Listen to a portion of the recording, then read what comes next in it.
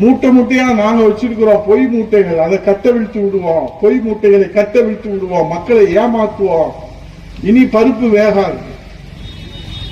நீதிமன்றம் இன்றைக்கு நீங்க மக்கள் தீர்ப்பை மட்டும் அவங்க மதிக்காம நடக்கிறது இல்லை. நீதிமன்றத்தின் தீர்ப்பை அவங்க மதிக்க மாட்டாங்க. அவங்களுக்கு பிடிக்கலன்னா எதற்கும் அவர்கள் எந்த இதையும் ஏற்றுக்கிற மாட்டாங்க. அவங்களுடைய ஒரே அஜெண்டா என்ன? திமுகவுடைய அஜெண்டா என்ன?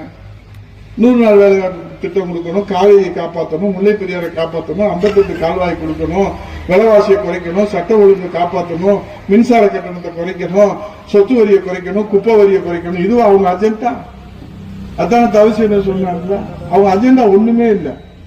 உதயநிதியை இந்த சந்தர்ப்பத்தில் கொண்டு வந்து முதலமைச்சர் உட்கார வச்சு வாரிசு அரசியலுக்கு மகுடம் சூட்ட வேண்டும், மன்னராட்சிக்கு மகுடம் சூட்ட வேண்டும் என்று அவர்கள் முடிவு கண்டு கொண்டிருக்கிறார்கள்.